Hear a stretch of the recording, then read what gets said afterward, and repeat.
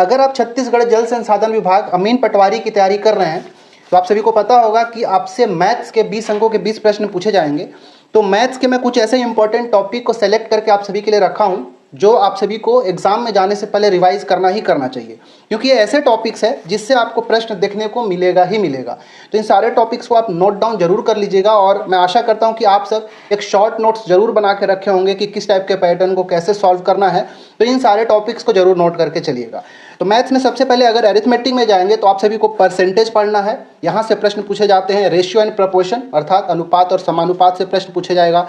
लाभ हानि से प्रश्न अच्छा खासा देखने को मिलता है। अरिथमेटिक में सबसे ज़्यादा इंपॉर्टेंट कुछ मिलेगा तो सिंपल एंड कंपाउंड इंटरेस्ट, साधारण ब्याज और चक्रवृद्धि ब्याज से प्रश्न आप सभी को देखने को मिलेगा जरूर। इसके बाद आप जाएंगे तो टाइम एंड वर्क, समय और कार्य से प्रश्न देखने को मिलेगा।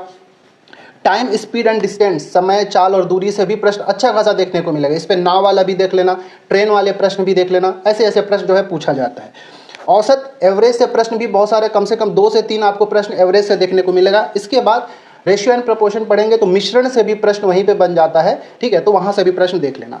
नंबर सिस्टम में जाएंगे तो HCF, LCM, लघुत्तम समापवर्त और महत्तम समापवर्तक से प्रश्न पूछा जाएगा।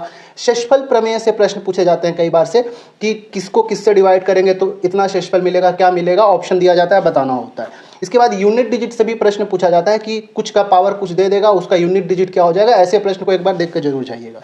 बीज गणित के अंदर चले जाएंगे तो लीनियर इक्वेशन, रैखिक समीकरण से प्रश्न पूछा जाएगा। द्विघातिक समीकरण से प्रश्न पूछा जाता है। मतलब बेसिकली लैंग्वेज बेस्ड क्वेश्चन होते हैं, इक्वेशन बनाकर उसको सॉल्व करना होता है, तो इक्वेशन से देख लीजिएगा। बॉडमास जरूर देख के चले जाइएगा, ठीक है, बॉडमास से प्रश्न भी देखने को एग्जाम में मिलता है। इसके बाद ज्योमेट्री में आप सभी को लाइन्स एंड एंगल, रेखा और कोण पर आधारित प्रश्न मिलेंगे। सर्कल और ट्रायंगल पर भी कोण पर आधारित प्रश्न मिलेंगे। तो सर्कल, ट्रायंगल और लाइन्स एंड एंगल, ये यहाँ से देख लीजिएगा, कोण पर आधारित प्रश्न मिलेगा। इसके बाद आप सभी से ट्रायंगल मतलब त्रिभुज, वर्ग, आयत, सर्कल अर्थात वृत्त पर आधारित उसका परिमाप कितना होगा, क्षेत्रफल कितना होगा, ऐसे प्रश्न आपसे पूछे जाएंगे। आयतन और संपूर्ण पृष्ठ का क्षेत्रफल पर आधारित प्रश्न पूछा जाएगा, जिसमें आप सभी से सिलेंडर, बेलन पर आधारित, शंकु, गोला पर आधारित प्रश्न आप सभी को देखने को मिलता है। यहाँ से प्रश्न आता ही आता है, जरूर देखिएगा।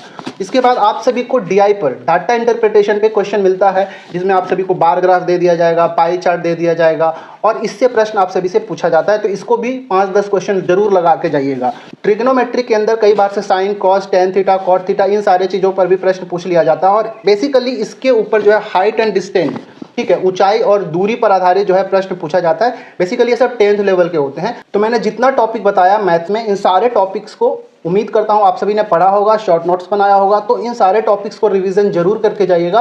प्रश्न यहां से जरूर देखने को आप सभी को एग्जाम में मिलते ही मिलते हैं।